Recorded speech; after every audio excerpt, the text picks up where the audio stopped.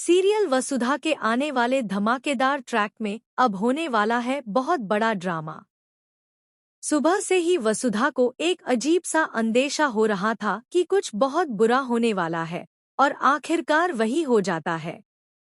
हनुमंत की गाड़ी से एक बुजुर्ग औरत का एक्सीडेंट हो जाता है। हादसा इतना गंभीर होता है कि उस औरत की हालत बेहद नाजुक हो जाती है। इसी बीच उसके बेटे गुस्से से आग बबूला होकर चौहान हाउस पहुंच जाते हैं। वहां पहुंचते ही वे हंगामा मचाना शुरू कर देते हैं और घर के सभी लोगों को परेशान करने लगते हैं। वे जोर जोर से चंद्रिका को बाहर बुलाते हैं। जैसे ही चंद्रिका बाहर आती है, वह देखती है कि हनुमंत को पीटा जा रहा है। वे लड़के चिल्लाते हुए कहते हैं कि इसी आदमी ने उनकी मां का एक्सीडेंट किया है और उन्हें बुरी हालत में सड़क पर छोड़कर भाग गया।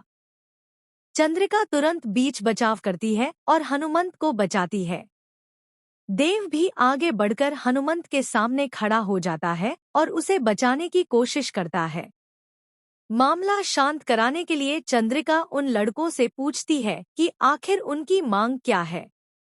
लड़के कहते हैं कि उनकी मां को बहुत गंभीर चोट लगी है, इसलिए उन्हें पूरे 1 लाख रुपए चाहिए। उनका कहना है कि इलाज और नुकसान की भरपाई के लिए यही रकम चाहिए। आने वाले ट्रैक में चंद्रिका के लिए 1 लाख रुपए कोई बड़ी रकम नहीं है।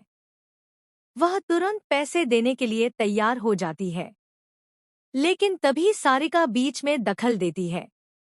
सारिका तंज कसते हुए कहती है कि आप क्यों देंगी 1 लाख रुपए? यह हनुमंत की गलती है। वह ड्राइवर है, वही पैसे देगा। सारिका यही नहीं रुकती, बल्कि कहती है कि अब सिर्फ 1 लाख नहीं, बल्कि 15 लाख रुपए देने होंगे, घर की गाड़ी के नुकसान के लिए अलग से और उस औरत व उनकी गाड़ी के नुकसान के लिए अलग से। यह सुनकर हनुमंत की ईगो को ठेस पहुंचती है। वह चंद्रिका से कहता है कि आप चिंता मत कीजिए, मैं इन लोगों को उनके पैसे वापस दूंगा और गाड़ी के नुकसान की भरपाई भी मैं ही करूंगा।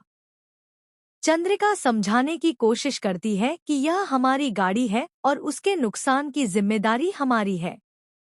लेकिन हनुमंत अब अपनी बात पर अड़ जाता है और कहता है कि सारे पैसे वही देगा। अब देखना दिलचस्प होगा कि आगे क्या होता है। लेकिन सबसे बड़ा सवाल यह है कि जब कार लॉक थी और हनुमंत बाहर निकला था, तो आखिरकार कार अनलॉक किसने